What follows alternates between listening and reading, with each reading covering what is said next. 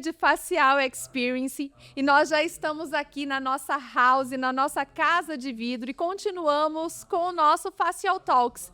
Nesse momento nós vamos receber grandes nomes, grandes profissionais que estão aqui no evento, seja palestrando, seja como convidado, para que eles possam compartilhar um pouquinho da experiência deles e para que você que está aí do outro lado, para que você que está aí no telefone, possa também ter um gostinho do que você acabou perdendo por não estar aqui. Como vocês podem ver, lá no fundo está acontecendo todo o Facial Experience e aqui você também vai ter essa chance de ter um gostinho desse conhecimento.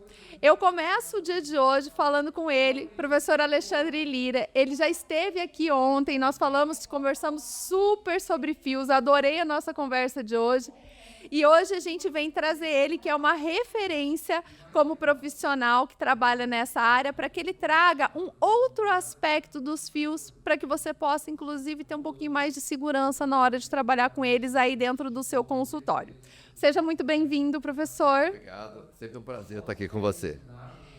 Quero saber o seguinte, a gente acabou de assistir a palestra do professor Ângelo Ferrari, em que ele deu uma demonstração incrível sobre os fios, sobre a escolha dos fios, sobre como tudo isso impacta no resultado final do nosso paciente. Para o senhor, qual que foi a maior evolução que aconteceu na harmonização facial quando a gente pensa em fios para face?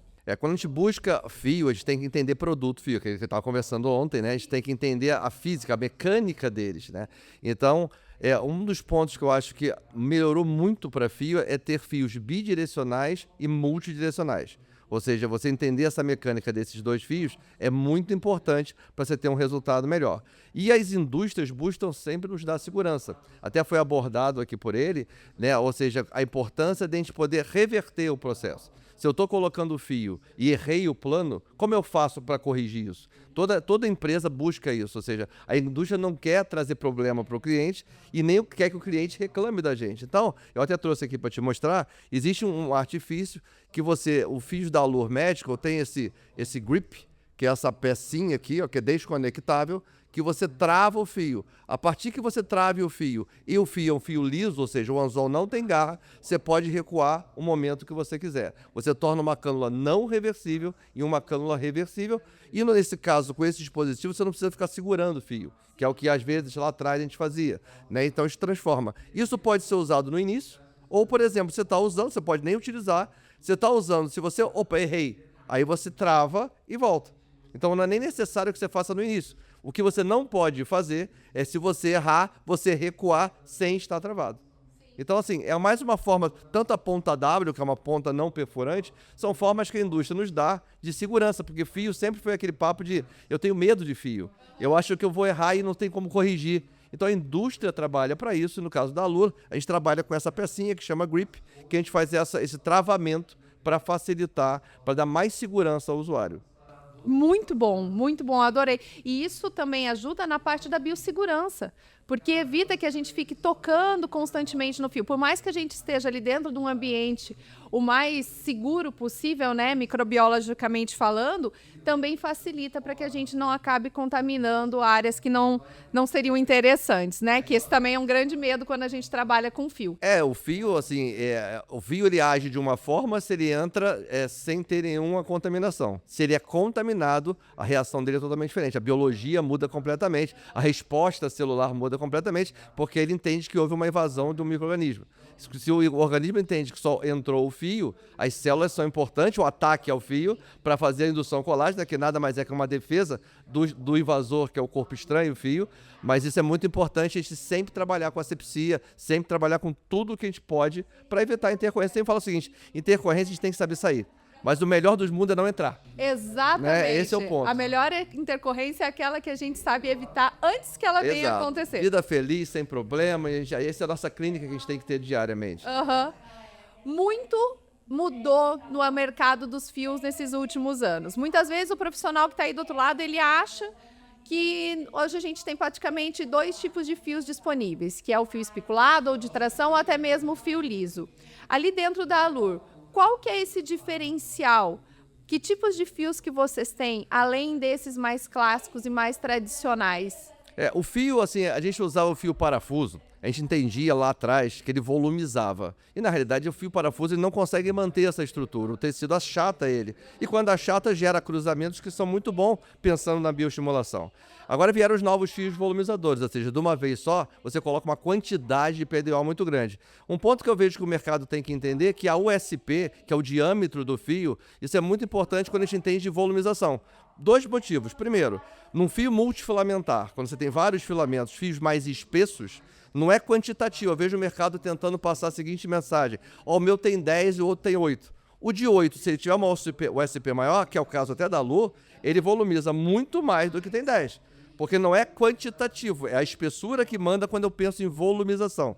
Tem os fios tubulares, e aí você vai ter modelos tipo mesh, que é o trançado. Na Lu trabalha com um fio que é uma mola. E o que vai fazer com que o fio mantenha a estrutura dele? A USP também. Ou seja, olha como é importante entender o USP.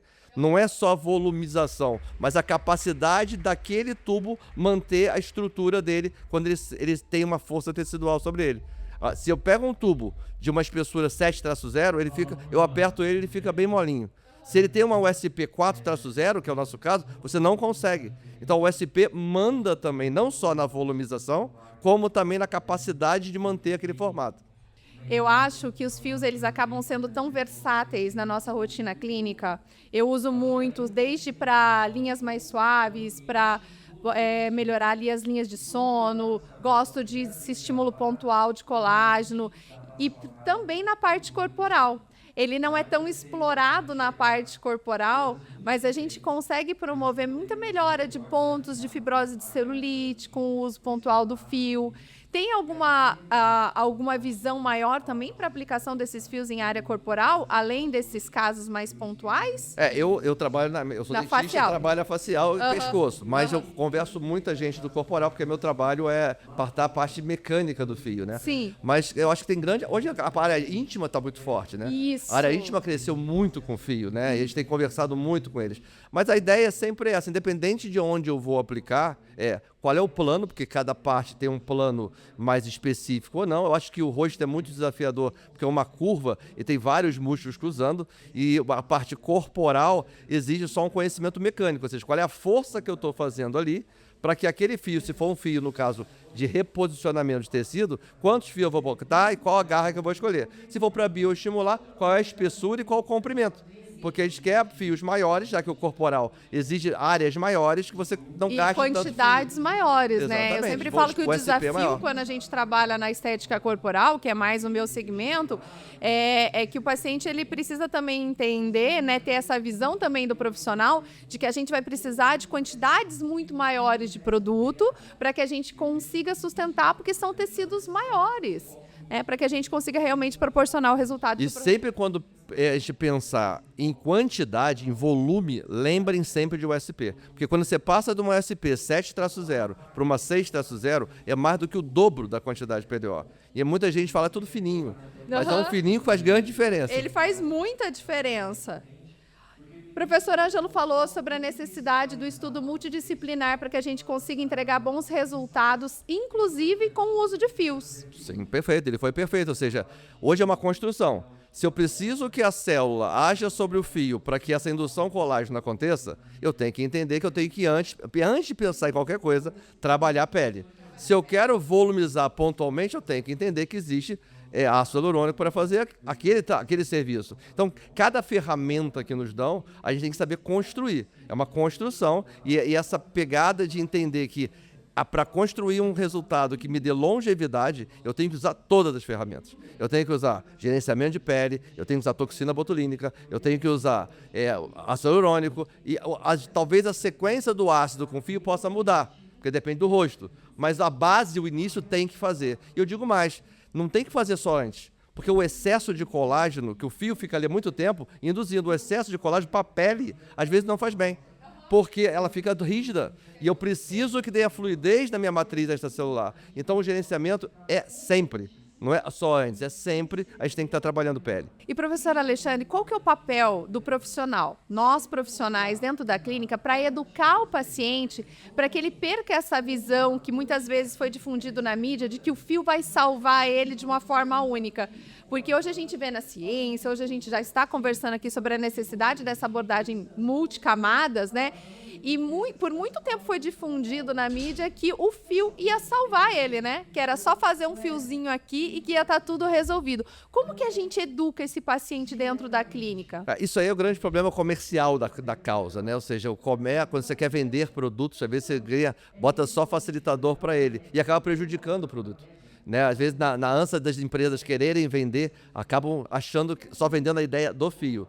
E a ideia é conjunta, ou seja, o paciente tem que entender que a biologia é importante, senão ele não responde bem, que a segurança é importante, que o momento, o time de cada tratamento, ou seja, eu faço toxina, tem que esperar o time para passar para o passo 2, e esses passos têm que ser respeitados em cada produto. Cada produto vai me dar uma resposta e eu tenho que esperar aquela resposta para evoluir para um próximo passo. E é assim que a gente tem que trabalhar. Essa é a beleza do gerenciamento do envelhecimento, né? Muitas vezes o paciente chega achando que a gente vai conseguir, com um procedimento, reverter todo um processo de envelhecimento que está acontecendo há 40, 50 anos.